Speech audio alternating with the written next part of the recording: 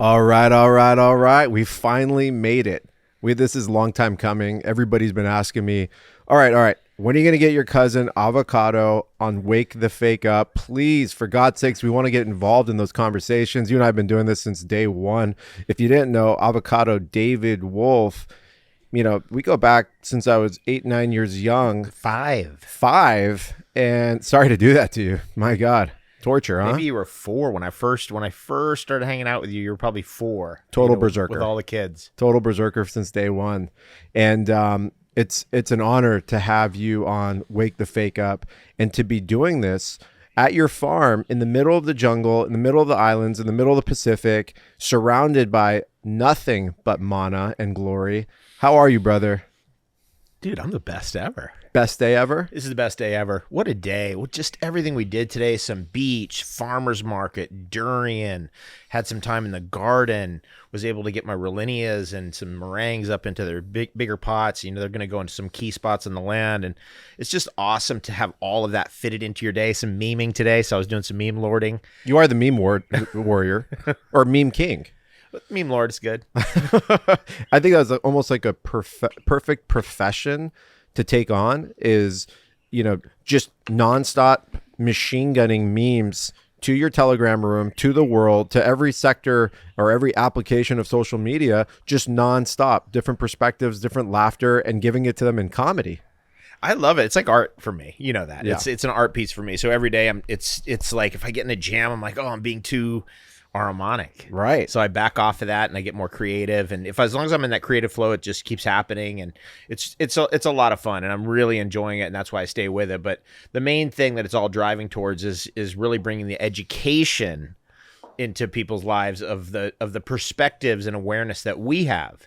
And that's really what I think you've done so well is you've been able to just take a totally different angle, bring knowledge of health and well-being from a perspective that I think is very approachable, and it's great for kids. And you got a lot of the moms on board early on. That was so cool. There's nothing more important. It's the most important part of nutrition. Pregnant mother, new child. I really appreciate that reflection, and a lot of it came from both you and my father.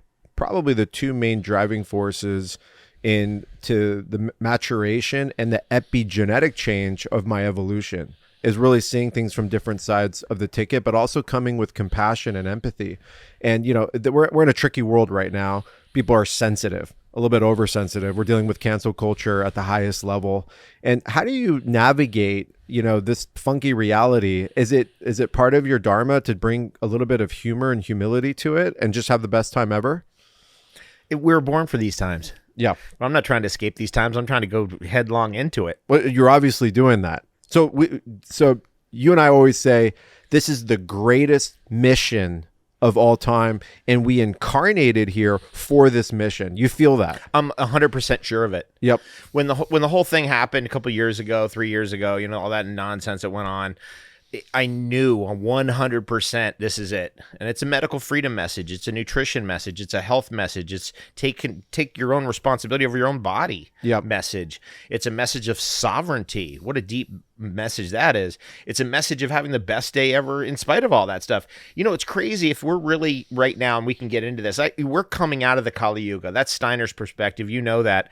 And the first step of that appears to be, the way I'm looking at it, it's the apocalypse, which is the apocrypha, which means we're the great reveal. Everything's being revealed. Yep. And that's the first step out. Right. And then things will get worse and better at the same time. And we're going to progress. But the bright side of it is like, geez, even in the middle of this, we're having the best times ever. We're hitting highs that are incredible. Which is part of the alchemy of being able to be sovereign. Right? Is that you got to have these lives of hypersynchronicity. You got to be doing every day the things that you love to do, because when you're not doing it, you're in a false identity. And then you're choosing to do things to take you out of that identity because your soul is begging you for something different. Interesting. You brought up Kali Yuga. So if you don't know what the Kali Yuga is, it's an ancient, I would say time of epoch or a zone of deceit, of hyper-materialism, of war, of taking someone else's energy away from them. Wouldn't you say that's a good way of defining it? Absolutely. Escapism too. Yep. And it's a time where things descended from the really high vibrational period that we must have been in, as we see from the monuments that were left on the earth. Yeah. I think of some of those Vedic temples. I'm like, my God, like the energy, the focus, the concentration to construct these incredible temples, many of which are in ruins, many of which are still on the earth, to construct the pyramids, Sacsayhuaman, a place that we love, to construct Machu Picchu. Right. Machu Picchu. Machu Picchu. I remember being at Sacsayhuaman with you, which is a little bit above Cusco, if I'm correct, right? That's right. That's the monuments above Cusco. The monuments above Cusco. And we're looking at, laser etched stones that had no business being up there. No modern construction could have ever figured that out. And so what I'm thinking is that at that time, there had to have been a strong level of love and a strong level of discipline all flowing together, which brought out the most incredible technology. We feel that at Machu Picchu. We discussed that the other night, where Machu Picchu, it exudes out of the rocks. Like, this place is the best ever. How could it be so good here? It's always so good here. How could they have constructed a place with that vibration and everything? Yeah. It's coming out of the water. It's in the rocks. It's coming out of the plants. It's like, what's going on in this place? It's insane. But that's the opposite of the Kali Yuga, right? When we get to the other polar end of it, and we're on our way out now, it's going to be like that again. And that's just the cycles of time on Earth, which is the Vedics called it the yugas, the ages. Right. Where are you at optimistically? What's your soul telling you is our situation moving forward? It's the best time ever. Yep. It's also the worst time ever if you're in the wrong state of consciousness or awareness. Right. It's that. And so your perceptions, your reality is your belief, and that's how you look at everything. Absolutely. So attitude determines aptitude. And if you're in the right attitude about everything and you see what's really going on, this is very likely the greatest time to ever be alive in so many ways. The way that we just, for example, I can farm in Texas, I can farm in Ontario, I can farm in California, I can farm in Hawaii. I can take my favorite plants in this ecosystem right here and grow them, and have been growing them here for 20 years. Growing food, what does that do to you? What does that prepare you for? What is that? What connections in your soul does that create? Because we can go into Steiner's work, we can go into biodynamics. I've talked about it. I was just thinking about biodynamics. Right. I mean, biodynamics, everyone thinks, okay, it's a little bit higher standard than organic, but it's actually was cultivated to create the embodiment through the steward, as opposed to the end product of having mineralized food. It was actually creating man's relationship to the soil, man's relationship to determination, man's relationship to creating sovereignty. You feel me on that? Absolutely. There's something so amazing about planting on your own farm. There's also something incredibly amazing about planting into the wild landscape. Right. And becoming part of the way that nature wants its trees and plants and its ecosystems developed. That's a big, I think that way. I think that way all the time. I'm a renegade planter. I like chaos farming. Yeah. That's what we used to call it. Chaos farming. Which is what I'm staring at right here. This is chaos farming in the sense, but it's controlled chaos, right? And you've taken your time to understand how nature speaks to you. You know what tree is going to do good here. You know what kind of, food and medicine that cacao tree needs. You know what the planting directions are. You know how the wind works here. You understand how the rain moves here and how the soil works. Was that an art? Did that take a lot of practice? It's a learned process, right? So you come into an ecosystem like this, and we didn't know what we were doing. We're like, whoa, this is, after like a year, we're like, this is clay. We're planting into clay.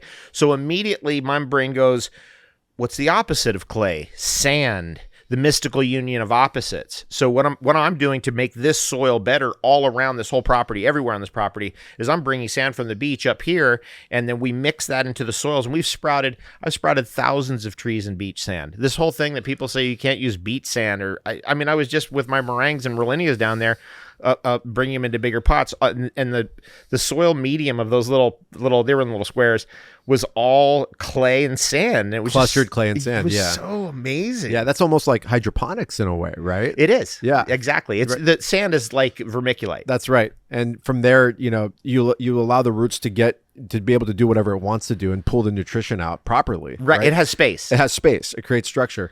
Okay. So we're again, I can't stop telling you what it means to me to be able to do this right here in the middle of the jungle, because we're actually like in a tree house right here, sticking out in the middle of the jungle. And this takes me back, or it makes me remember who I am. And it takes me into the child energy. And Steiner said something interesting. He said, the moment that man forgets his inner child is the moment where he starts to decay. And I've noticed this about you. Whenever you and I are together, it is the best time ever. I'm not kidding, which is why you've almost become like a pseudo drug for me in a sense, because I forget about a lot of the real world shit. I forget a lot about the Ahrimanic stuff, and it allows me to just drop into being a child again and seeing things as an opportunity to always have fun. And with fun, what do you get? You get learning, you get culture, you get connection, and you get different forms of theoretical perspectives that allow you to have these kinds of conversations. And that's something that you and I have been doing since day one. It's just creativity. I think creativity summarizes a lot of what you just said. Right. And if you're not in that, you're troubled. It troubles me to see it. I mean, I'm just like, God, these people are suffering. And I don't know what else to do about it. Just like show them the way. Just like get your hands back on the earth, get your shoes off, get back on the land, start planting things, figure it out as you go. I didn't know I was always a tree planter all my life, but I didn't know that was really my thing. I've tried gardening, I've tried planting beets and carrots, and I can do that, but that's not what I'm into. That's not my thing. I'm a tree person. Right. You wouldn't know that unless you tried. You got to try. Some people are great at kombucha. Some people are great at juns. They're great at growing bacteria and have a sense of it and have a ability for it. That's right. Everyone has a specific skill set that's primed from their primordial goo. Right. But they wouldn't know it if they don't try it.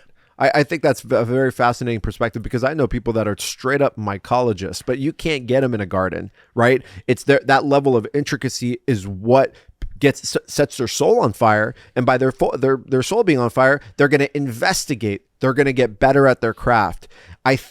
In my belief system is that we are in a fringe economic world where we've been displaced from building things, from not being part of the built society. And there's so much capitalism. There's so much, where I'm going with this. Of course, there's so much revenue being made for doing absolutely nothing. And that's created the child to forget about the development skills and to go directly to where the money is. And those are usually in false, provocations, right?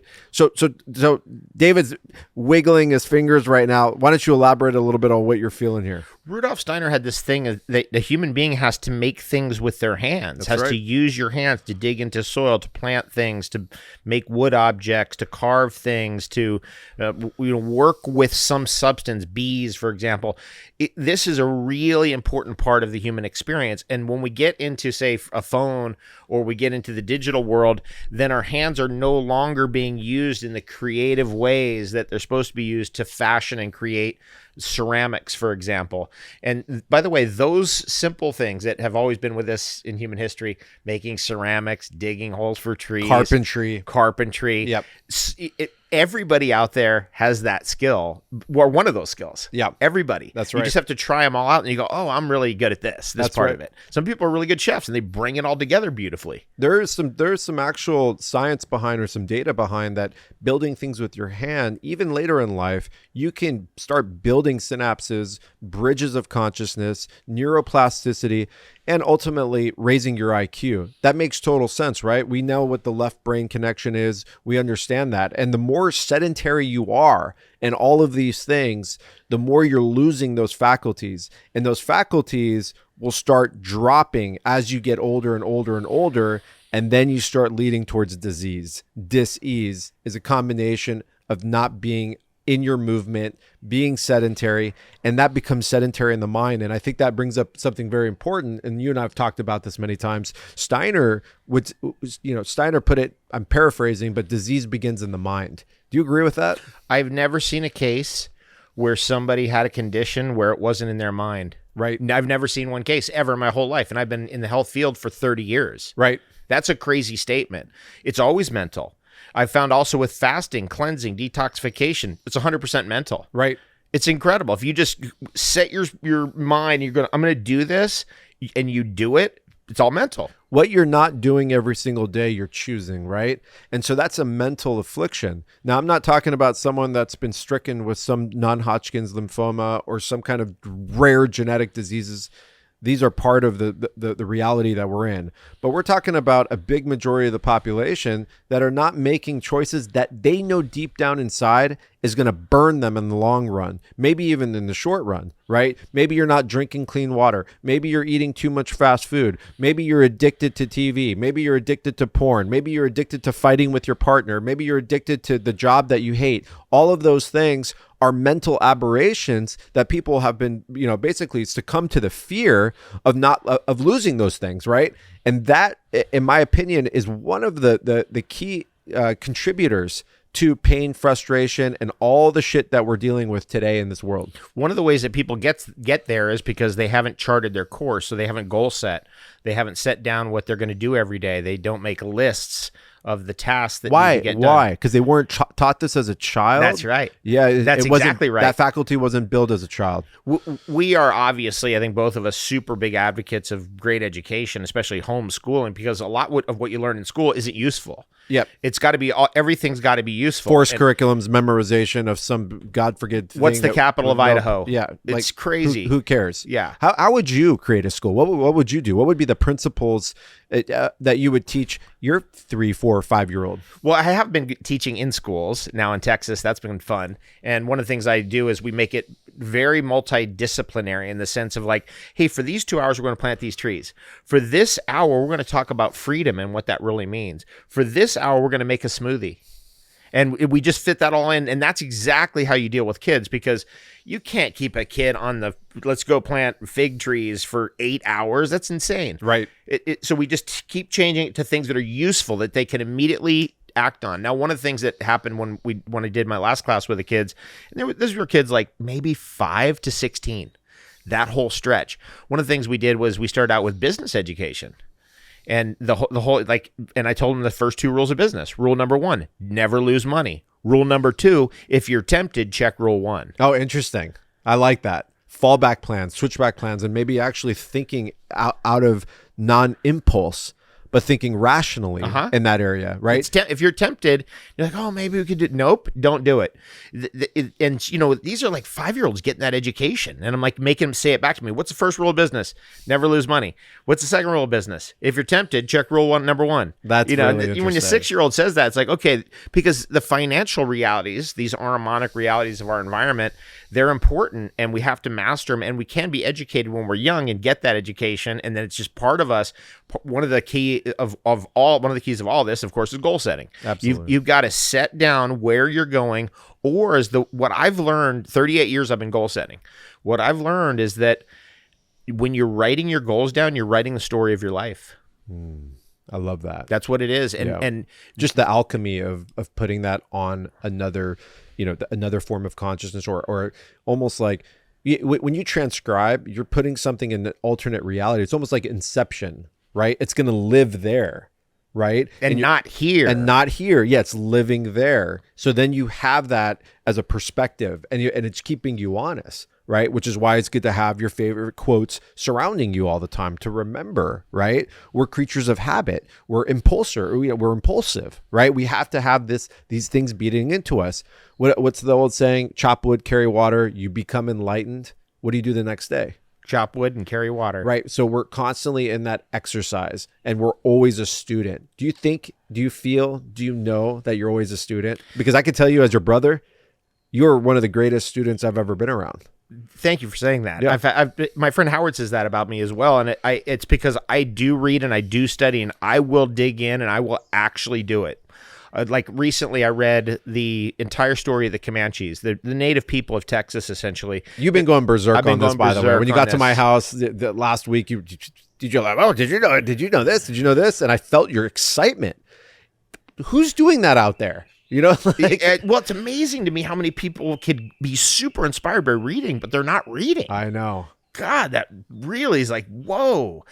I don't watch movies. I don't have time to watch movies. I'm in books. I'm trying to find out, like, hey, who is Quanah Parker, the great Apache or the great Comanche? Who are the Apaches? How are the Comanches and the Apaches related? And what was their relationship like? How come the Spanish were never able to make it north of the Rio Grande River? That's really interesting. And the reason is the Apaches on one side and the Comanches on the other. They're like, you're not going nowhere. And they were just too effective as mounted guerrilla warriors. In fact, probably the greatest mounted light infantry in history of anybody, even the Spartans, anybody in history, I would say is the Comanches. Not only in their era, but overall.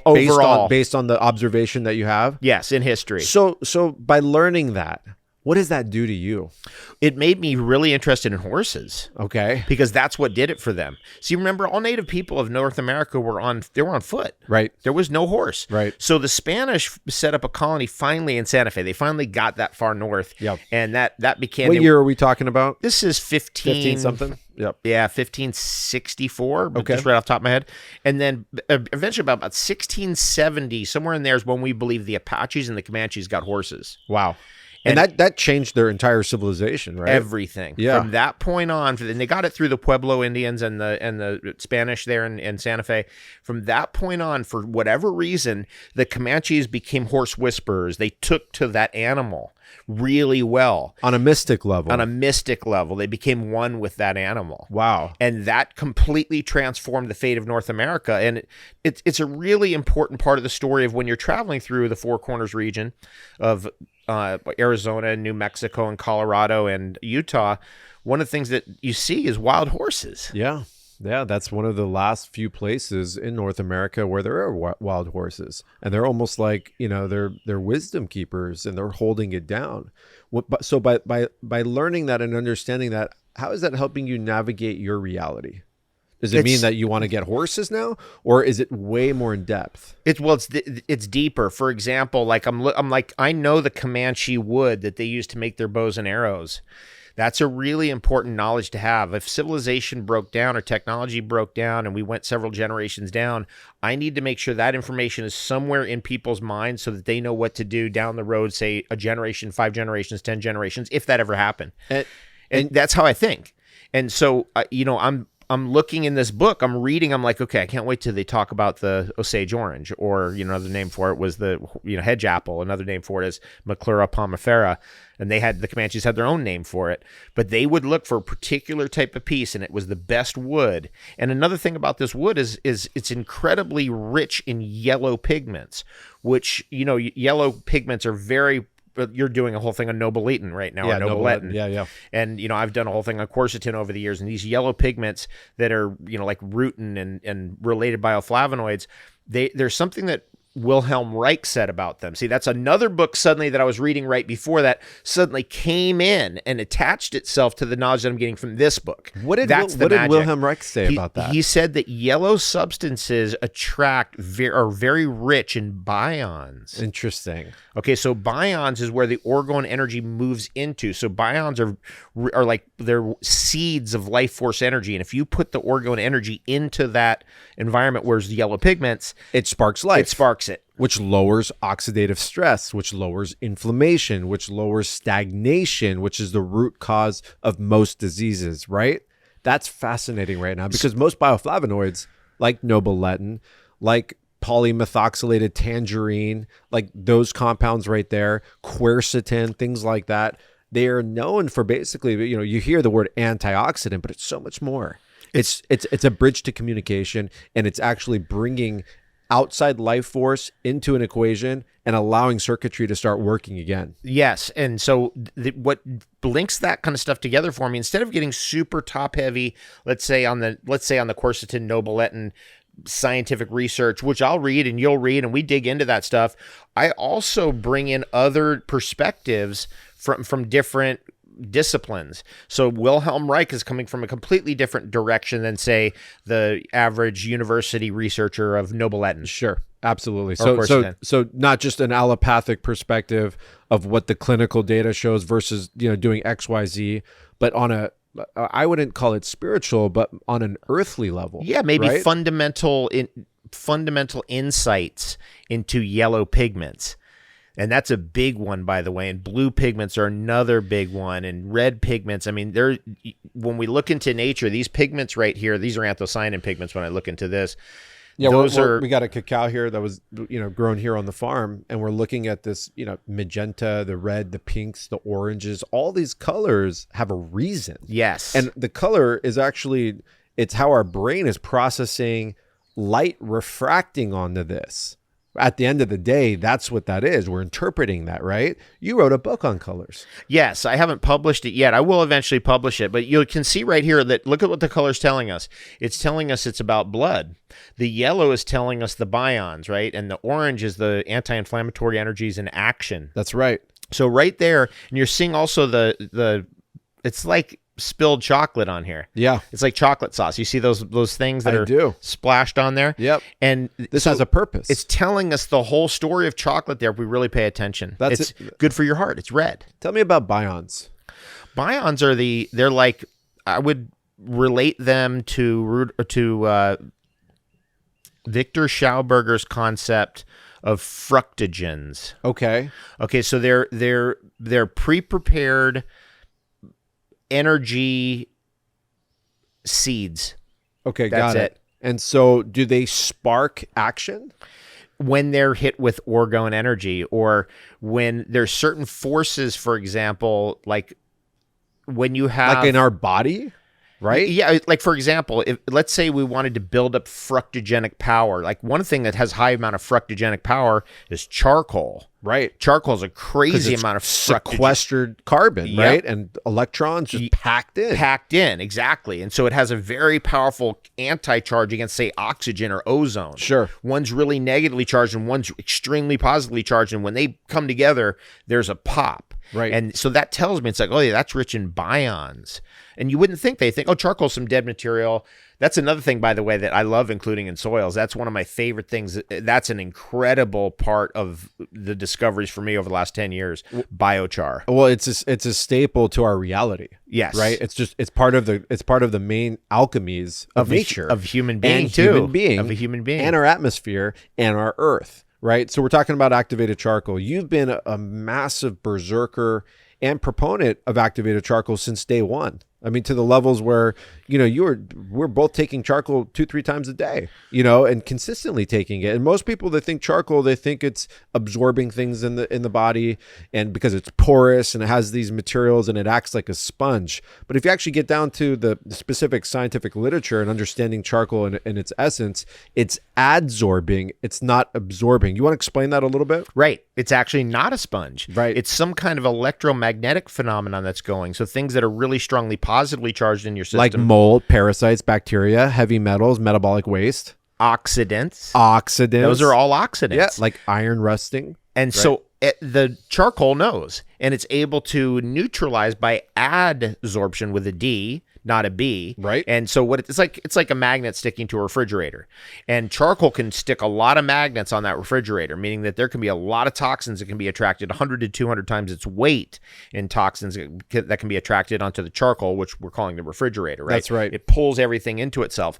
The way that works, there's van der Waals forces, there's pi stacking, there's things of that nature that have been put out in the scientific literature, but actually none of that explains how charcoal works, because charcoal can work at a very far distance that pi stacking and van der Waals forces cannot work. Van der Waals actually gets dismissed when you look at the distance of what charcoal very can quickly, do. Very quickly, which is a very interesting subject. We could probably do 12 hours of that alone, just breaking that down and with diagrams. You came up with an interesting quote that I've been parroting it to so many people, that in today's 21st century and this aramonic realm that we find ourselves in, that detoxification is more important than nutrition. Why don't we break that down? I think on first time you hear that, it's kind of like, wait, what are you talking about?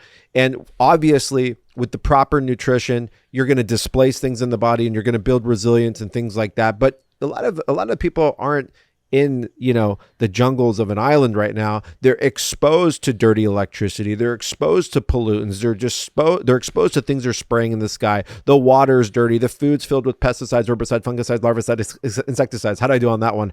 And suicide. Glyphosate, all these gnarly chemicals, and your mom might have an amalgam and give birth to you. I can go on and on and on. It is hectic, right? Yeah. Why is that? Why detoxification is more important than nutrition? Yes, that's a big part of why. It's because the age that we live in, Yep. our age is defined by toxicity, Yep. mental, spiritual, emotional, and physical toxicity. Absolutely. It's defined.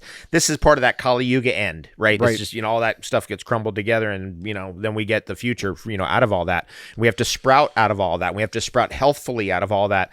All that's easily possible, but it's not really possible without understanding detoxification and cleansing. It isn't. It's not possible that we're going to get very far into the future unless this comes to the front and center of the conversation. So what I've been doing is leading big group cleanses online where we really get into it, and I've been doing them all myself. And I'll just tell you something interesting that's been happening and just give a perspective on why it's important. The best food for you by far is your own fat. Say that one more time. The best food for you by far is your own fat. So I'm thinking you are talking about autophagy and fasting. Okay, we didn't plan this. Yeah, so what happens is eventually your body's going to go, oh, we're in autophagy, we're fasting, we haven't eaten, let's just say we're a Comanche, we're living on the plains, we haven't had food in a couple days. What ends up happening is your body will eat up your own fat. So your body learns how to store that energy and then utilize that energy, and that is it's stored and created by you. Absolutely. Not someone else. Not by you. That means that your body knows how to use it to the best of its ability. Right? It's almost like, I forgot what was the term when we were putting a coating on something. Remember we were doing this before. It'll come back to me. But when you can imprint something onto someone so your body recognizes it. So there's no histamine, right? There's no speed bump. I forgot the term for it. That'll come back. So this is interesting. So your fat is the most utilized energy source possible for a human being and for that individual. That's the super sensible perspective. Correct. Absolutely. So here's the problem with that, though, is that people are toxic and the toxins are stored in their fat. That's and they've grown up in a toxic environment. So what we're doing is we're just basically squeezing the tissue, wringing the tissue out, washing the tissue, getting lots of water in, right? Going to a liquid diet, then going to a water diet, flushing the tissue out, getting hydrated, squeezing the tissue out, doing the yoga, the exercise, and all the things that has to happen as the colonics and the enemas. Lymphatic massage, movement, and make that all part of the cleansing process, and then try to go through that once a year, and then eventually get good enough. I'll try twice a year, and then I do 4 a year. And about 6 months ago, I had the fat removed out of the sides of my waist right here for a stem cell analysis, and I saw it. I saw my fat, and I was like, and the doctor's like, that's healthy fat. And I could see, I saw the effect of all of the cleansing and fasting. I saw it. There it was. I could see it. The confirmation. It's powerful because, people's tissue and their fat has basically become black. Yeah. I've actually seen that in a book. I forgot what that book was. It looks polluted. It looks like tar. It looks like tar. It looks polluted. Yep. And to see my fat was like, it was juicy and white and it had a really, I was like, whoa, that's it. Red, had blood in it. And it was just interesting to see that. And it's like, okay, it's working. And each person, then I'll now the fat I have on my body is made out of durian. It's made out of avocados. It's from this environment. It's healthy fat. So when I fast now, that's the best thing for me by far. There's nothing better for my body type, the type of metabolism I have. When I get 6, 7, 8 days into a water fast, I'm at my absolute peak of health and brain power and everything. It's amazing. Fasting has been tried and tested with every culture. I mean, every faith, everything since day one. And I forgot what philosopher said it, but it said, let no food be thy medicine, right? And most animals in nature, they break a leg, they get sick, they get whatever. What do? They could crawl in a hole and they don't eat. Hide, be quiet, don't eat, sleep. That's right. Rejuvenate, autophagy, recreate, let the body digest things that don't belong in the body, self-cannibalize. And so we're in a crazy world where, not only are people not living agrarian and growing their own food and utilizing the power of Ormus technology and mineralization and soils, but we're not even going and walking and getting our food anymore. We're now in a world where you get on your little radioactive device, press a button, and someone goes and buys fast food for you and drops it off at your front door, and maybe someone walks up to the door and grabs it for you and brings it to your table. Okay, That's insane. It's insane. That's insane. And we're in that heavy right now, and it's almost become cool, and it makes me anxious, and it makes me nervous, and I feel empathy for so many people, and I actually feel for everybody's ancestors that killed themselves to get us here, and this is how we're repaying all their hard work. You know what I'm saying? Yeah. Like there's something to that. Yep. I get your point. Yeah, and when you're on a vibration that's so disrespectful to our past, something's got to correct itself. It will. You follow what I'm saying? Yes, I do follow what you're saying, and a correction is coming. So we were all, just to put this into a context, and so that people understand our perspective on this, we were all kind of brainwashed with the science fiction stuff, where we thought, oh, we're going to be on ships, this is going to be our future, and all this technology is going to advance the human race, and all the technology is going to improve the human condition. But eventually we found out that all of those assumptions were wrong. Diabolically wrong, if I might add. Yeah. And dangerously wrong. Well, I mean, it was convenience was sold to us. Yep. And so was protection, which, in my opinion, are the two biggest Trojan horses to the demise of our faculties. That's a great summary. That's a great way of saying it. Yeah. And we're seeing now that Trojan horse ripping out of the horse and now seeded into the minds and hearts and souls of men and women.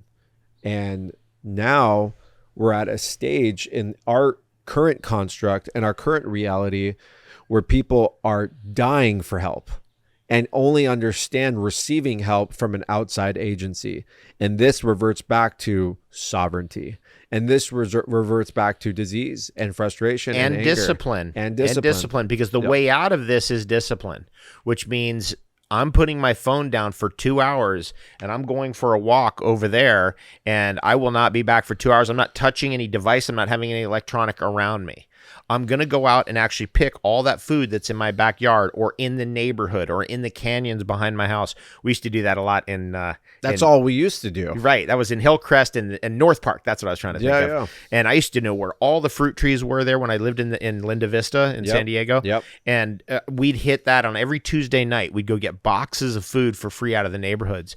That's a totally different way than going to a store and buying stuff or internet delivery. That's a totally different thing. There's resources around you. Go out and get them. Other things like that I think are important is that we have to be disciplined, for example, so that we're not too much into one type of computer mission. Yes, because it's so linear. Yep. And it shuts down our creativity, and it makes us complacent. And it literally demorphs or lower epigenetically morphs us into a lower level vibration and a lower level of thinking. And at that point, what happens? You wipe out your empathy. But keep going. So, you and I have come to the understanding of Rudolph Steiner. And so I want to just get into that a little bit. For people who don't know, Rudolph Steiner left behind 1 million pages of material. That's 50 to 60 pages every day from age 15 to 65 for 50 years straight. Think about that for a second. And we're not talking about regurgitated drivel or some weird abstract thought. We're talking about super sensible knowledge that is so specific and so utilized in every action and every system of our conscious and subconscious reality. Like the other day, we were talking about just one aspect of Rudolph Steiner, which is on philosophy. Remember what I said when we were talking about that? Rudolph Steiner's book, The Riddles of Philosophy, from a person, me, who went through years, I think since 7th grade until my 5th year at university, I did philosophy every single year. I went through Kant and Schopenhauer and Nietzsche, and I went through, who is the great, Thomas Aquinas and Plato. And Aristotle. I went through all of them. Yeah.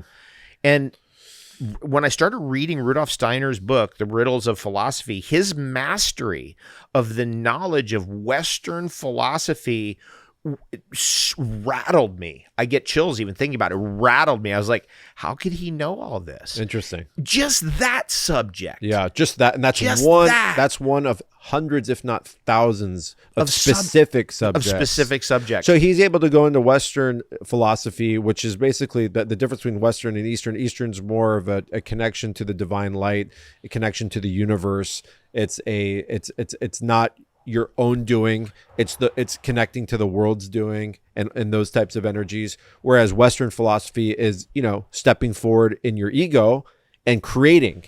Right. It's and the willpower. will to power. And It's the will. That's why personally I'm much more interested in Western philosophy, but I love the Tao of Eastern philosophy, which is the holy flow, the force, the forces of nature, working with those forces of nature.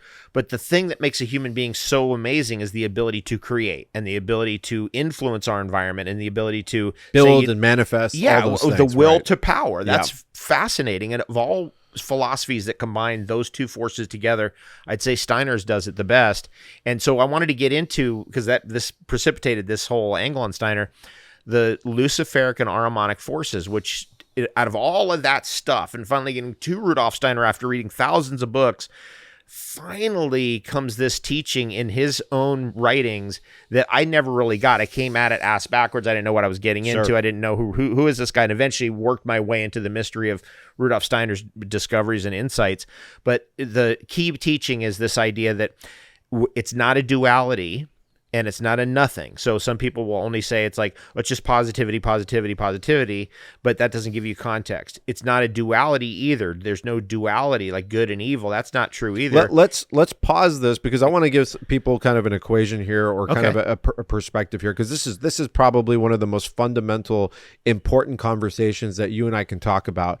And it seems to be what has captured you and I's main conversation points over the last 4 or 5 years. Right? For a number of reasons. Number one, it's got darkness to it. There's shadows involved. Number two, it parallels extremely well with our current state of reality. Number three, there's Persian roots to this that connect to our bloodlines, which is very fascinating for me. And number four, out of anything that I've ever heard in terms of the landscape of our cosmogenesis or the good and evil, this actually makes the most sense to me, and it's so crystal clear. So I remember you brought this to me. Probably 2015 was probably the first time that I had a grasp of this. I knew who Ahriman was because my dad taught me who Ahriman was, because he was the antithesis to Ahura Mazda, which is the Christ figure in Zoroastrianism, which is the ancient faith of Iran, or modern day Iran and Persia, which I have tattooed all over my body and something that holds really dear to me. And so let's create the balance and the system. This is a very, very important part of anything that you and I can do. And you and I are actually working on a book together to bring this into a modern perspective of the 21st century, which is actually very easy to do because it's given plight to everything Steiner put together. Because truths are simple. Truths are simple. So let's I'm gonna toss it over to you. I'll jump in back and forth. My audience has been brought together with this concept. I've shared it with them many times. Oh, cool. I talk about it a lot. Okay, so I would say awesome. a majority of people that know me are going to know the basic concepts to this. But which is interesting enough, you and I are learning more and more every single minute. And we'll probably get to that maybe on another conversation, but it might happen right now. Let's start it off again with good and evil. Okay, so I think it comes down to the cosmology of it all, where the forces that are Ahrimanic, that are materialistic, that tend towards algorithmic concepts and an algorithmic understanding of reality. Like the government?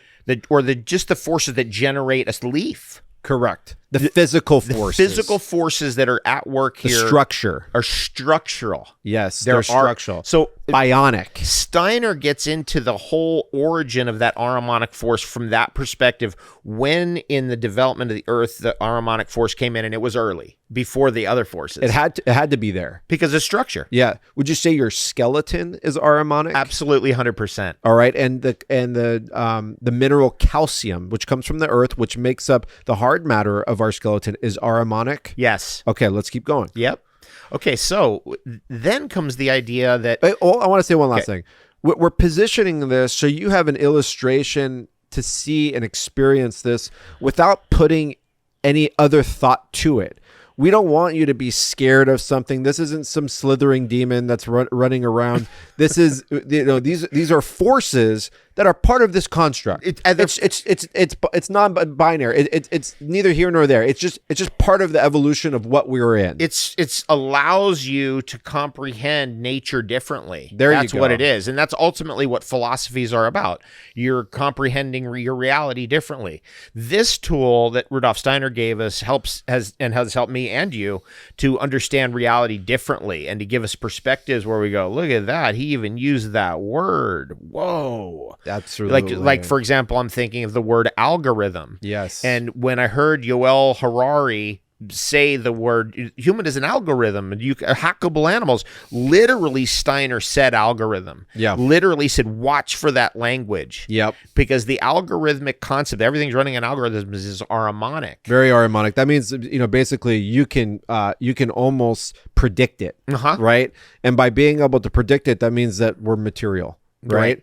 And so Ahriman or Ahriman, right, is an impulse. It's a composition. It's a fragment. It's a force of nature. It's a force of nature. It's a force of nature. And it's identified as materialism. And yes, and it's part of the construct of being here, and there's no way you could be in a physical body if there wasn't a force of physicality, which is the Ahrimanic force. Now, on the other side of that coin is Lucifer. And that comes later. That comes later in the Earth's development. The Ahrimanic force created the material structural rock of the Earth. And then comes the Lucifer impulse, a shooting star, a fallen star, a false light. False light. That then also becomes intrinsic to the development of the world in terms of the importance of disintegration. Interesting. That we're not of this world. And our soul is of somewhere else. In that context too, but in another context is we can't just have rocks.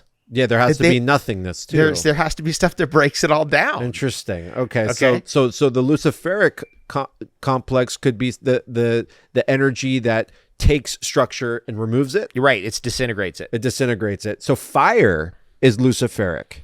It's a false light. It's not the sun. Right. So this is also the relationship between Prometheus and the concept of Lucifer that Steiner gives us. That's right. And so when we say Ahrimanic entities or Luciferic entities, we're talking really specifically about Steiner's perspective for anyone listening out there.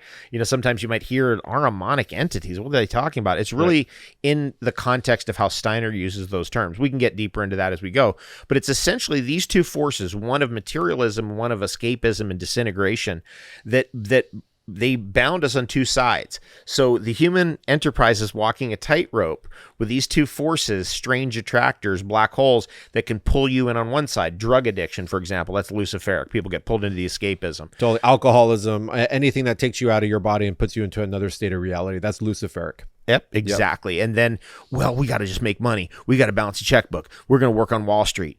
We're going to analyze the numbers. We're going to make sure that our algorithm is the right algorithm. Correct. And we're going to have the biggest house on the top of the hill so everyone can see. That's our most material, right? And creating, it's almost like a scarcity, right? Like you have to get it, and that's that greed. Right. So these forces, but it's also devoid of spirituality where there's no spirit involved there. There's no spirituality involved. That's some hippie. What are you talking about? Right. They can't look outside of what can be weighed or measured or have some type of scientific relevancy, which is a whole nother angle to this. It's really scientismic has become science, which is supposed to be science, which is now the new forced Ahrimanic dogma. Right. You like that one? Yes. That's correct. Look, we're free balling right now. You like that free balling? We're free flowing and having an introspective conversation that these thoughts are coming up organically with us. And that's why it's good to have someone to communicate with. So you can go back and forth and go down these pathways. And the concepts we're talking about, they're really about our inner consciousness. Mm-hmm. That's something I want you guys to close your eyes and just think about. The Luciferic impulse and the Ahrimanic impulse is man's consciousness within. Does that make sense? Those forces are within you. Those forces are within because you're part of this earth and you were born into this reality. And now the importance of this is that how do we allay those forces? How do we keep from getting pulled into those?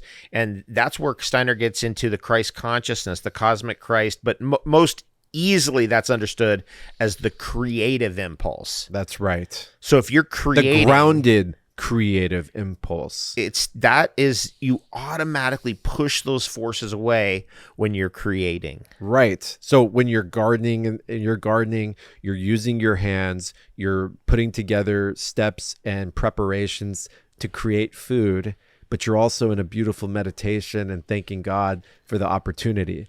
That is a Christ impulse. And noticing just the incredible mystery of reality and the incredible beauty of a leaf or a flower, or just how this plant will develop from this little tiny thing to something like that jackfruit back there, which is a monster. I mean, the thing's a monster over there. I mean, we're looking at a tree right now that you planted as a seed in 12, this yopo 13, tree. This yopo tree. It's coming to me. Watch, because this is my seat, right? So it's coming. It's going to lean, and it's going to get all the way to my hand right here. I guarantee you. I feel feel that.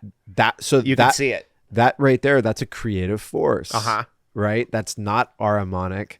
That's your ability to actually. It's immortal. It's immortal, but you can actually groundedly conceptualize that. You guys feel what I just said right there? You can actually conceptualize without it being an illusion. You can take it in. It's not an illusion. It's not a fantasy. It's not a fantasy. Luciferic forces, by the way, everybody, they're into fantasy. They're into fantasy. They're into things that are irrelevant and are just somebody else's made up story. That tree's not a fantasy. There it is right there. Look at the incredible geometry of it. Yeah, the way it drops its pods in those spirals, right? You can see that. I'll just say it. That's a DMT tree. It is. Right? Dimethyltryptamine. That's a trippy tryptamine tree. And it has the cosmic, I would say visualization of it, which makes it what it is. You cannot say that that's random. No. Right? And that's the beauty of it. And being able to internalize that is our Christ impulse. That's the Christ impulse. Exactly. That's right. You're beholding and internalizing the beauty and the creativity of nature as you're creating. Absolutely. That's the greatest high there is. That's what it's all about, I think. That's my personal feeling. It's fascinating because this is just the beginning stages of this conversation. How come do you think this part of Steiner's work is often the most neglected? It's so interesting. I come across so many, anthroposophists. I look at a lot of the Waldorf, teachings and stuff like that. This whole thing is completely left. It's missing out completely, yeah. And it's... I get how that happened because it happened to me because I read Steiner for years and I was like, Luciferic demons, okay, what's he talking about? And then I'd go past that and get into other stuff. Then one day I got one of his books, and there he says on the first page in the first paragraph, the most important message I have is this. This is why I came to the earth, and he lays out the whole thing of we're walking a tightrope between Lucifer and Ahriman. Now, by the way, Ahriman and Lucifer want us in a constant exchange, and then we of want extremes. Of extremes. That's from something. escaping to hypermaterialism. To you hold on. Yep. Back and forth. One actually provokes the other, right? Would you say that's a good way of saying it? Definitely. And then the other, validates the other by stepping into it fully. So you can't have one without the other. And the danger is being in hyper extremes in the Luciferic and Ahrimanic impulse. That's when things become hectic. That's when things become ungrounded. That's when you're living in a complete fantasy. And that's what I would say most of the technology we're dealing with today is extremely Luciferic and Ahrimanic. Would you agree? I would absolutely agree. Like social media, for example. Yes, totally. Right? It's built on Ahrimanic, platforms, right? It's about the physical. It's about look at me. It's about all of these things. It's built in an interweb connection network that has us all listed, and all of our data is being captured, and it's memorizing everything in algorithms. Yet it's pulling you up through a vanity perspective to look at me and look at me shine and look what I'm doing that you're not doing. And don't you want to be me? And don't you want to step out and be all these things, right? So that's hyper Luciferic. And remember this whole thing with the AI stuff, right? This whole new app where everyone's making an AI photo of themselves that's making them look like a cartoon and making them look so beautiful. And it's just like all the Photoshop bullshit that I've always said this is dangerous. What are we doing here? What are we teaching girls?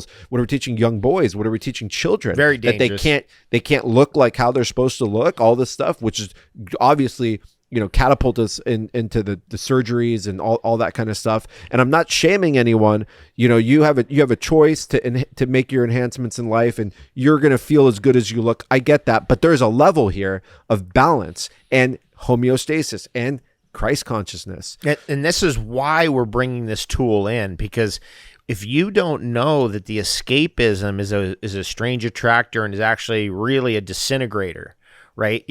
So for example, let me give just a common example. Is like you have the spiritual guru from India who's basically saying this world isn't real. Krishna, for example. Yeah, so this is all an illusion. It's all an illusion. This world isn't real. That right there is very luciferic. Yep. And so that being that has internalized that concept will die of diabetes, because diabetes is a disintegrative condition. The other side of that, almost the counterpoise to it, is like the Western Wall Street stockbroker, right? Who's like calcified heart, super calcified, dies of a heart attack, dies of arthritis, gets hardened up. Yep. Right. And basically stress, just all the stress diseases, the Aramonic stress diseases. Correct. And so once you know that tool, once you know and you go, oh, I'm working too hard, I'm too Aramonic, I'm way, way too hyper disciplined, I never take any time off. Then you go, let me go to Burning Man. Right. Let me go do something which is extreme, to pull you out. Yeah. Right. So this is an important thing. These two forces also are medicines for each other. Absolutely. And that's a freaking perfect analogy that you just made, and a perfect metaphor into the sequence that you have people that did not mean to incarnate into such materialism, right? I know them. I have friends that, a lot of my guy friends, a lot of my girlfriends can't even comprehend balancing a checkbook, understanding structure, understanding these things. It's just not in their DNA. Yep. They don't even have it. And those are the ones that went so extreme in their spirituality, and they're literally living on the top of a mountain right now in mind, body, and soul. And I can't even understand a word that comes out of their mouth now, right?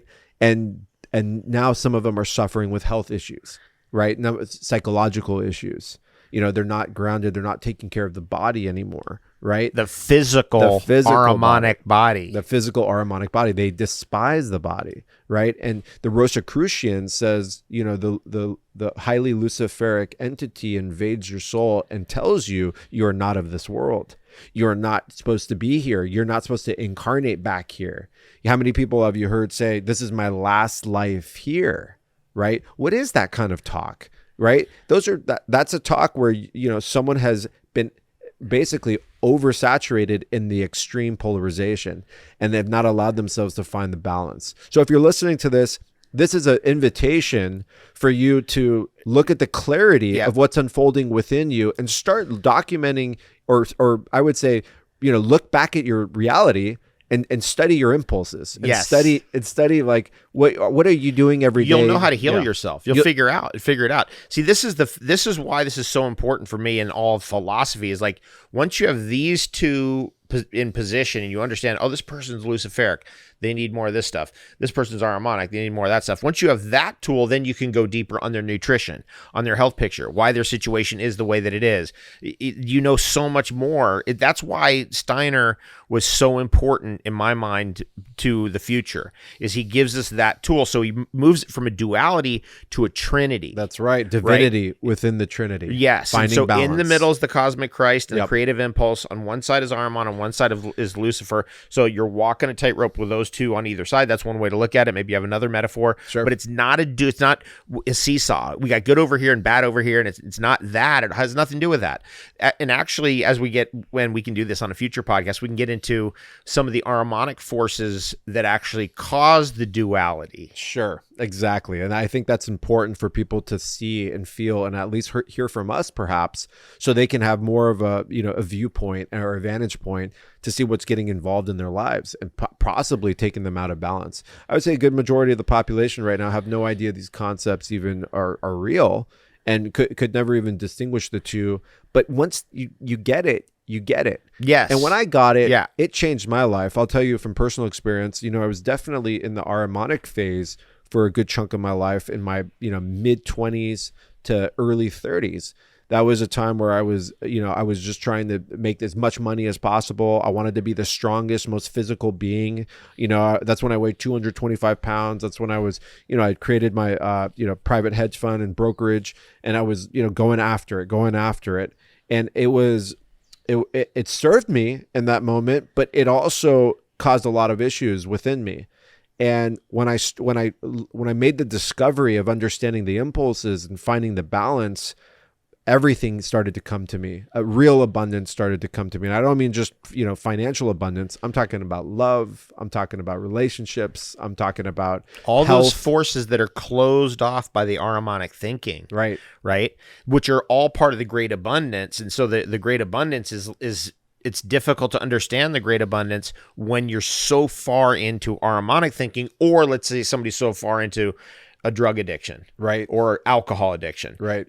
All the abundance gets closed off because they can't feel and sense it, and it's not they're not beholding it. Right. That's a really good word, by the way, to behold. Yeah. Right. And that, to me, that feels like That's really the aha moment. Yeah, it's an aha moment. It's just, you're awestruck. You're beholding the wonders of nature and reality. That's an incredible way to center yourself. It's almost like you just got the controls of your fighter jet back. Yeah. Right. Yes. Where it was being magnetized by some other foreign energy. Yes. And believe it or not, so do you think this is an outside energy invading us, or is this an energy that's within us from the jump start? It's within us from the jump start. That's Okay. my feeling about these forces. Yeah. Okay. They're intrinsic to being in a physical body in this plane that we're in. Right. Right. And what's going on in here. And they manifest in our surroundings and Yeah. the way life works. And the way life works. So Right. this is important. So again, the luciferic force is disintegrative. It's going to break stuff down. It's going to chew stuff up. If a luciferic parasite gets in your body, it's going to create disintegration. That's really a problem. But if an Ahrimanic parasite gets in your body, it's going to create hardening. Right. Scar tissue. Right. What do you think of MS? Because a lot of MS is, multiple sclerosis. You have basically plaque building up, myelin sheath getting destroyed, nerve connections not working. And then because it's else. a nervous system disease, it's luciferic. Right. Just for that reason, even though there's plaque involved, which is Ahrimanic, there are always some aspects of both of them always together, but it's luciferic because it's a nervous system disease. Yep. Which makes you flighty. Right. Flighty energy and not grounded and not in your body. You're going out of the body. physicality. And so, that's just an important discovery. It's like, okay, so then we need things that are going to work to really ground this person. So, for example, salts. Yep. Really important. Yeah. Because it brings you back into your physical body. Salts are Ahrimanic. Yep. Right? Root vegetables. Right? Things that are rooted in the earth. Cactus food. Right? That's interesting. You're reminding me of this right here. I've got some tobacco. This is right in terms of grounding. Sacred tobacco. And what's interesting about tobacco is it's a leaf. Yeah. It's leaf material instead of like cannabis, which is flower material, which is about escaping. It's luciferic. The leaf materials kind of workhorse, get the job done, is very Ahrimanic. All the great civilizations of Central America were tobacco chewers. Interesting. When you get into North America, they were tobacco smokers. In Central America, they smoked tobacco only if you were part of the elite. Right. When you get into South America, then you start getting into tobacco snuffers. So smokers, chewers, and snuffers. And that's where they blow it up your nose. And the rapés. The rapé and hape, which was a really grounding force for me about 7-8 years ago in our time in Peru. And something that I dabble with from time to time when I'm feeling the call of the spirit. And that's another thing, is having intention with everything you're doing is a balance, is a Christ impulse, right? How many people are just reaching for things? They have no idea what they're doing, what they're eating, what they're talking about, what they're watching. That's luciferic in all its forces. But to have, a vibratory field opened up on a spiritual level, but also understanding the mechanics of how it works, where it was grown, and what it's doing in the body, is that balance. And we always talk about the placebo effect, right? It's important to know. I think people are skipping around on their nutrition, on their exercise plan, because they're not taking the time to learn what it is. This came up in our conversation earlier today. How many people are jumping around looking for an easy out, looking for a pill, looking for this. And a lot of people in the holistic community, interesting enough, are always wanting that secret sauce. Now, I'm not against finding something that's massively potent, like some of the stuff that we're developing and creating, of course. but you're missing out on building the faculties of awareness by not learning how the body works and what it is that you're adding to the system. We cannot bypass that. It's you're gaslighting yourself. Right. It's when you have the pill for every ill concept, that's really not developing responsibility in people. Right. And that's what we're working on, discipline and responsibility. Now, the other part of that I think is interesting is that there are certain things out there in nature that have leverage. And that's what real technology is. So when you look at the biodynamic herbs, for example, so I had an interesting thing happen. I want to explain this. When I was back in 2020, I was at my farm in Ontario for basically an entire year. It was the first time I'd been in one place for more than 8 months in 26 years. Which was Aramonic, and you needed that. Right, I needed that. I needed that grounding and being on the earth and in one place and being on the granite of the Canadian Shield. Yep. And so I was able to do a lot. That changed your life, by the way. I've been telling you that for years. You can tell everyone the truth. Yeah. Did I tell you had to stop? I had to stop. Yep. I had to stop jumping around from one place to another place, and it's an addiction. And it's like, I've got these people over here I got to visit at some point, and then I got to go over there, and it was just this whole thing. Anyway, totally. The magic of getting back to that farm is that I was able to really get into the individual trees and plants there that some of them had some problems, and there's something I've noticed here, and I want to bring to people's awareness. There's a pressure on your environment from the fungal kingdom. And it pushes down on your fruits and flowers, and it pushes down on your ecosystem with a certain ferocity. And the forces, the bionic forces, the bions, the fructogenic forces have to be strong enough to overwhelm and push back those forces of the fungal kingdom that are inhibiting, for example, the growth of fruit, or inhibiting a certain flower from actually holding the fruit, or becoming inseminated properly and producing a proper fruit, because it gets in between. It gets fungled over too quick. It's heavy. Yeah, and you could see that. If you're a farmer, you know what I'm talking about. You can see, in really wet ecosystems in particular. Shows up in different forms, I'm assuming. Yes. Okay. It shows up. Yep. Okay, so this force can be allayed by biodynamic farming, and so I was able to do the sprays, and I was using biodynamic preparations. herbs. Yeah, the preparations, plus the things that were in my yard. Nettles, the crystals, and Achilles millifolia, yarrow, and just the biodynamic herbs that are all there. Yeah. And so I was making teas out of that. Plus, I was shipping some neem from this farm, because I was like, it's a fungal pressure on the environment. I know it. And so I was like, neem will kill it. I know for sure. Horsetail will too in my ecosystem. But I was like, let's just make sure it gets done. So interesting. The only thing I used from outside of that farm was neem that I shipped from this farm. Okay. Jubal shipped it to us. It was epic. Incredible. What did you see? And so what ended up happening is I noticed that certain plants in the yard that were like an Asian pear. I'm thinking of, in particular, of an Asian pear, but it was true of a plum that I had, and certain things that came from different places further south in Ontario that they were having a really hard time in this ecosystem. Suddenly they're in a wild ecosystem next to a real wild forest with all the fungal pressure and insect pressure that entails. Wow. Which is significant. Yeah. And so then all of a sudden I'm providing them every day. I'm going out there, I'm spraying them maybe once a week. Sometimes I'm spraying them, and I'm going down and I'm spraying the leaves, I'm spraying the soil, I'm spraying the plant with those energetics of those biodynamic herbs. And all of a sudden, and I'm thinking of a particular Asian pear, it broke through an energetic barrier it had been in for about 6 years. Wow. Mm-hmm. And so those preparations were giving the pear, for example, it was giving them a frequency for them to tap into. Yes. Right? It was giving them resources or something they could pull into the equation. Sunlight. Yes. Wind, something. Oxygen, whatever it was. Refractory forces, implosionary energy, right? You're taking nature and allowing nature to run its course. I love that when it comes to supplementation. I love that when it comes to nutrition and things like that. We don't have to beat things to death and then turn it into something else. It's about harnessing. Yes. It's about running with the fluidity and the natural spirals of our environment, right? The patterns and the patterns of the molecules that you're putting into your body, and then what it does to you energetically. Of course, the medicinal mushrooms are a big piece of that in my mind, because the medicinal mushrooms are like the kings and the queens of the fungal kingdom. So they're very antifungal themselves. Which is interesting. And they are flexible. Yes. And they allow you to adapt. That's why they're considered an adaptogen. Yes. It creates a space in your immunological resource code to adapt and to stretch. Yes. Right? And we want to do that with everything in our life. Everything's a micro, but it's ultimately a macro, right? how I look at growing that cacao, how I look at growing that sage, how I look at XYZ is ultimately how I'm going to do everything else in my life and how my thinking works. I just realized something. This is awesome. This is good. I just realized something that just hit my mind. This is why it's important to cross-reference information.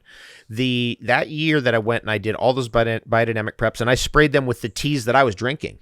Okay, actually, fantastic. So those are all wild forest herbs. I'm an herbalist, so I don't, if I'm at home, everything just comes from the local environment, right? That's mostly medicinal mushrooms. You know that. All your food's out your front door. And you know that when we're together, I'm out there getting all of those crazy mushrooms. And we're making crazy teas and all that. Wherever we're going, we're picking wild mushrooms. And then also the yarrow and all the other things. Yep. And so eventually it all comes together into a tea that I'm drinking and spraying on everything. But the thing that happened with the tobacco in Texas, how berserk it went, and what happened that it was the allopolyploid when they came together.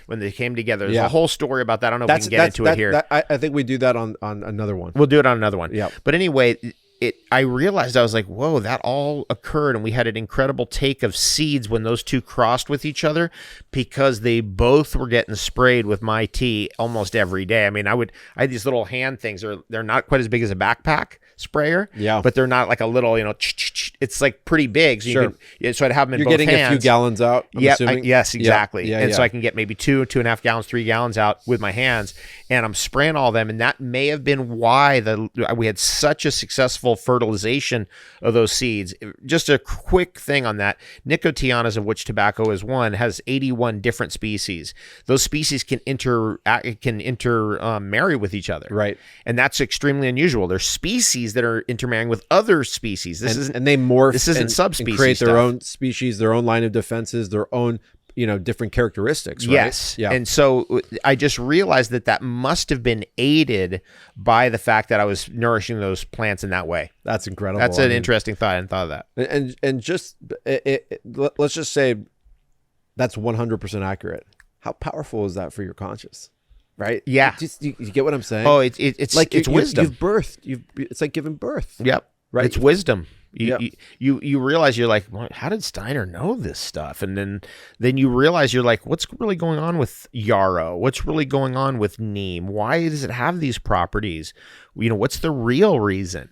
That kind of stuff. Steiner is a spiritual scientist, right? And which is something that since day one, since I was a little kid and till where I'm at right now, is that I love the idea and the truth of backing up spirit with science, right? Where something could be just completely chemistry and something could be completely just, some type of, metamorphosis or some kind of, visual majesty of an aberration. But finding the bridge between those two worlds is another Christ impulse. It is. Which is interesting because we go back to Lucifer and Ahriman, right? A spiritual scientist means the Christ impulse. Did you just get what I just said? I have never even really thought about that. Yeah, it really kind of is the Christ impulse because it's science and spirit together. Spiritual scientist, Ahriman and Lucifer, right? And it's right in the middle. Every biography that's the point you're making, I think. Every biography of Steiner, every everything about him always says spiritual scientist. Yeah. That's anthroposophy. It is. Right? That's right. Man's relationship to everything around him and nature and all of this. I think you stumbled on something. I never had gotten that. It's built right into the name. It's built right into the there. core fundamentals of the name, which is incredible. What do you think right now is the best way someone can, take these concepts and apply it to their life? Well, one is to try to grasp what the concepts are. You got to get a feeling of like, okay, so harmonic forces, like, when I'm working too hard. How do they learn more? I mean, we're gonna put out a book, but there is the influences of Ahriman, the influences of Lucifer and Ahriman. There's the spirits of darkness. These are books by Steiner. Yep. Right. A lot of these are paving the way and show you and articulate a very profound way of understanding these, these forces. I would start with something simple from Steiner, like the philosophy of freedom. You think that's simple? It took me 3 times to read The Philosophy of Freedom. I always tell people, what's the first book to start with Steiner? I say The Philosophy of Freedom. But for Ahrimanic Lucifer conversation, do not start with The Philosophy of Freedom. Right. That's, that you have to grasp The Philosophy of Freedom, because at the end of the day, everything we're talking about is creating personal freedom. Right. I don't mean like from, getting handcuffed. It's a freedom you don't know you're even missing. That's the thing. Correct. Like being out with with the vanillas. Yep. Like last night, we were out picking vanilla out here. Yep. And being out there and being in the magic of all that I didn't know that high existed. I don't even know what. I mean, you're out there, you're smelling vanilla, and you're in the middle of an orchard, and you're crazy. And you're in the vanilla orchard. You're there. You're present. All that matters is that moment. And you're not there thinking, I got to do this. I got to do that. Right. I got to get this email out. Oh, I got to pay this bill. You get what I'm saying? Well, what ends up happening in my mind is that all of those things are a means to get to that moment in the orchard with the vanilla. Right. It's not the other way around. Correct. Yeah, that's the roots and the balance. Yeah. No, look, here's the deal. At the end of the day, this reality is a trip. All these systems, Social Security, taxes, we got to fucking pay to have clean drinking water. You get what I'm saying? Yeah. Like this isn't right. In my opinion, this isn't the flow of a utopic world. This is where we're at right now. So we have to get honest with the situation. We can't be in denial about it. Right. It sucks. It's fucked up. Yeah, that everyone could easily. We're just seeing with this war money, for example, that just everyone could be fed with that money easily. We could have everybody on farms with that money. All the homeless people easily, no problem. Has anybody ever just thought about that concept right there? It's like that. Just all the funds that are going into all these aberrations and all these things that are actually destroying our reality could be used to create utopic societies and create balance and harmony. And I don't mean communist living. I'm talking about people actually excelling and living and thriving and growing and doing all the things that we love to do and living in pure happiness and bliss. Absolutely. But we're not in that reality. We're not. We're not. Well, and it also coming out of that from where we are right now and the crisis of our times to the world that's coming in the future, all of that is dependent on one thing. And that's the inner growth of a human being. Absolutely. And that's what Steiner's mission was. Steiner knew that we're entering into the 21st century, the heightened level of Ahriman. Ahriman would be incarnating in some form or the other. I believe it's AI. Some people believe it's in physical form.